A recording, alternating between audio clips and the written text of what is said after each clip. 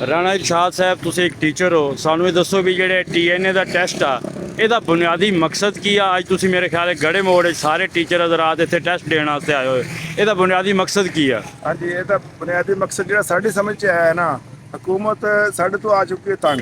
ਅੱਛਾ ਜੀ। ਆਪ ਉਹਨੇ ਕਰਨਾ ਕੰਮ ਕੋਈ ਨਹੀਂ ਹੁੰਦਾ ਕੁਝ ਵੀ, ਠੀਕ ਹੈ। ਸਾਜ਼ਾਂ ਨੂੰ ਕੱਢਣ ਵਾਸਤੇ ਉਹਦੇ ਇੱਕ ਉੱਚੇ ਹਥਕੰਡੇ ਨੇ ਜਿਹੜੇ ਉਹ ਕਰ ਰਹੀ ਹੈ।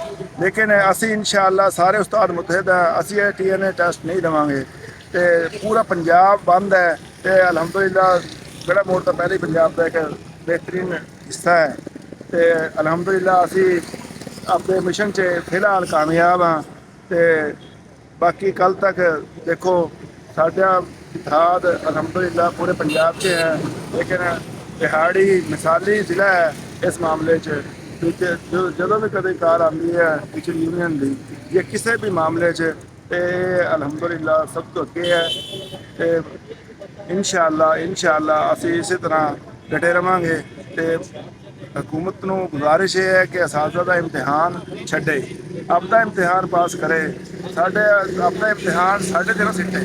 ਜਿਹੜੇ ਆਪਦੇ ਇਮਤਿਹਾਨ ਨੇ ਅਪੋਜੀਸ਼ਨ ਦੇ ਨੇ, ਜਿਹੜੇ ਨੇ ਅਸਾਤਜ਼ਾ ਉਸਤਾਦ ਸ਼ੁਰੂ ਤੋਂ ਹੀ ਜਿਹੜਾ ਨਾ ਨਬੀ ਪਾਕ ਸੱਲਮ ਦੇ ਪੇਸ਼ੇ ਤੋਂ ਮੁਨਸਲਿਕ ਹੈ। ਇਸ ਵਾਸਤੇ ਅਸੀਂ ਆਪਣੀ ਪੂਰੀ ਤਵੱਜੋ ਨਾਲ ਆਪਦਾ ਕੰਮ ਕਰ ਰਹੇ ਹਾਂ। ਜਿਹੜੇ ਬੈਠੇ ਨੇ ਅਫਸਰਾਨ ਜਾਂ ਆਪਣਾ CO DO ਡਿਪਟੀ ਵਜ਼ੀਰ ਤਾਲੀਮ, ਇਹ ਸਾਡੇ ਹੀ ਪੜ੍ਹਾਏ ਹੋਏ ਨੇ। ਉਸ ਵਕਤ ਜਦੋਂ ਦੇ ਇਹ ਪੜ੍ਹੇ ਹੋਏ ਨੇ, ਉਸ ਵਕਤ ਦੇ ਗੌਰਮੈਂਟ ਸਕੂਲ ਜ਼ਿਆਦਾ ਸਨ, ਪ੍ਰਾਈਵੇਟ ਸਕੂਲ ਕਮ ਸਨ। ਇਹ ਪ੍ਰਾਈਵੇਟ ਸਕੂਲਾਂ ਦੇ ਪੜ੍ਹੇ ਹੋਏ ਨਹੀਂ ਹੈਗੇ, ਇਹ ਸਾਡੇ ਪੜ੍ਹਾਏ ਹੋਏ ਨੇ। ਇਹਨਾਂ ਨੂੰ ਚਾਹੀਦਾ ਹੈ, ਅਸੀਂ ਇਹਨਾਂ ਦੇ ਵੀ ਉਸਤਾਦ ਹਾਂ ਤੇ ਕੋਸ਼ਿਸ਼ ਸਾਡੀ ਵੀ ਇਹ ਹੈ ਵੀ ਸਾਨੂੰ ਨਾ ਤੰਗ ਕੀਤਾ ਜਾਵੇ। ਅਸੀਂ ਆਪਦਾ ਕੰਮ ਕਰ ਰਹੇ ਹਾਂ। ਪਹਿਲੇ ਲੀਵ ਇਨਕੈਸ਼ਮੈਂਟ 'ਤੇ ਡਾਕਾ ਮਾਰਿਆ, ਅਸੀਂ ਉਸ ਵਕਤ ਵੀ ਇhtਜਾਜ ਕੀਤਾ, ਹੁਣ ਵੀ ਸਾਡਾ ਇhtਜਾਜ ਜਾਰੀ ਹੈ। ਤੇ ਇਨਸ਼ਾਅੱਲਾ ਜਿਸ ਵਕਤ ਤੱਕ ਹਕੂਮਤ ਸਾਨੂੰ ਸਾਡਾ ਹੱਕ ਨਹੀਂ ਦੇਵੇਗੀ, ਤੇ ਅਸੀਂ ਪਹਿਲੇ ਥੋੜ੍ਹੇ ਜਿਹੇ ਖਾਮੋਸ਼ ਹੋ ਗਏ ਸੀ ਵਿਚਾਰੇ ਜੀ, ਤੇ ਚਲੋ ਜੀ ਕੋਈ ਗੱਲ ਨਹੀਂ, ਲੇਕਿਨ ਹੁਣ ਅਸੀਂ ਇਨਸ਼ਾਅੱਲਾ ਜਿਸ ਵਕਤ ਤੱਕ ਸਾਡਾ ਹੱਕ ਨਹੀਂ ਮਿਲੇਗਾ, ਅਸੀਂ ਉਸ ਵਕਤ ਤੱਕ ਪਿੱਛੇ ਨਹੀਂ।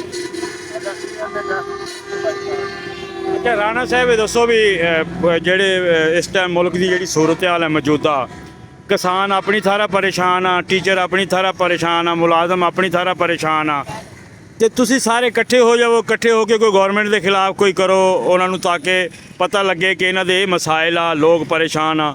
ਇਹਦੇ ਬਾਰੇ ਜ਼ਰਾ ਸਾਨੂੰ ਥੋੜ੍ਹਾ ਜਿਹਾ ਦੱਸੋ ਨਾ। ਹਕੂਮਤ ਇਹਨਾਂ ਨੂੰ ਹੋ ਗਏ 75 ਸਾਲ ਹਕੂਮਤ ਕਰਦੇ ਨੂੰ ਪੰਜਾਬ ਤੇ, ਇਸ ਖਾਨਦਾਨ ਨੂੰ ਖਸੂਸੀ ਤੌਰ ਤੇ। ਇਹ ਸ਼ੁਰੂ ਤੋਂ ਜਿਹੜਾ ਨਾ ਮੁਲਾਜ਼ਮ, ਇਹ ਮੁਲਾਜ਼ਮ ਨੂੰ ਸਮਝਦੀ ਹੈ ਵੀ ਸਾਡਾ ਮੁਲਾਜ਼ਮ ਹੈ, ਤੇ ਇਹਨੇ ਹਰ ਤਬਕੇ ਨੂੰ ਲਹਿਦਾ ਆਪਦੀ ਪਾਈ ਹੈ।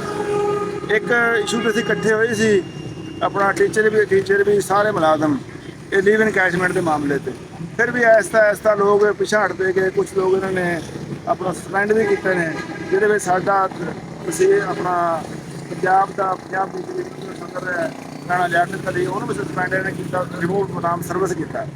ਲੇਕਿਨ ਇਹਨਾਂ ਦੇ ਉੱਚੇ ਹਥਕੰਡੇ ਨੇ। ਅਸੀਂ ਇਨਸ਼ਾਅੱਲਾ ਅਗਰ ਇਹਨਾਂ ਨੇ ਇਸ ਤਰ੍ਹਾਂ ਹੀ ਹਿਸਾਬ ਕਿਤਾਬ ਰੱਖਿਆ, ਤੇ ਸਾਰੀਆਂ ਆਪੇ ਆਟੋਮੈਟਿਕ ਜਦੋਂ ਸਾਰਿਆਂ ਨੂੰ ਫਾਂਸੀ ਲੱਗੀ ਆਪਣੀ ਹੈਂਡ ਸਿੱਧੇ ਹੋ ਜਾਣਗੇ। ਤੇ ਇਸ ਵਕਤ ਅਸੀਂ ਇਨਸ਼ਾਅੱਲਾ ਇਕੱਠੇ ਹਾਂ। ਤੇ ਬਾਕੀ ਵੀ ਯੂਨੀਅਨਾਂ ਵੀ, ਅਸੀਂ ਇਸ ਵਕਤ ਕਿਸੇ ਵੀ ਸਿਆਸੀ ਪਾਰਟੀ ਦੀ ਗੋਦ 'ਚ ਨਹੀਂ ਬਹਿਣਾ ਚਾਹ ਰਹੇ, ਲੇਕਿਨ ਸਿਆਸੀ ਪਾਰਟੀਆਂ ਦਾ ਸਾਡੇ ਨਾਲ ਤਾਵਨ ਵੀ ਹੈ, ਲੇਕਿਨ ਅਸੀਂ ਫਿਰ ਵੀ ਉਹਨਾਂ ਨੂੰ ਕਹਿ ਰਹੇ ਹਾਂ ਵੀ ਇਹ ਸਾਡਾ ਮਾਮਲਾ ਹੈ, ਸਾਨੂੰ ਨਿਬੜਨ ਦਿਓ। ਤੁਹਾਡੇ ਵਿੱਚ ਪੜਨ ਨਾਲ ਸਾਨੂੰ ਕੋਈ ਨੁਕਸਾਨ ਹੋਵੇ, ਇਹਨਾਂ ਦੀ ਪੂਰੀ ਕੋਸ਼ਿਸ਼ ਹੈ ਸਾਨੂੰ ਨੁਕਸਾਨ ਪਹੁੰਚਾਉਣ ਦੀ, ਲੇਕਿਨ ਅਸੀਂ ਇਨਸ਼ਾਅੱਲਾ ਆਪਣੇ ਹੱਕ ਵਾਸਤੇ ਲੜਾਂਗੇ। ਬਹੁਤ ਸ਼ੁਕਰੀਆ ਰਾਣਾ ਇਰਸ਼ਾਦ ਸਾਹਿਬ, ਤੁਸੀਂ ਸਾਨੂੰ ਆਪਦਾ ਟਾਈਮ ਦਿੱਤਾ, ਬਹੁਤ ਸ਼ੁਕਰੀਆ।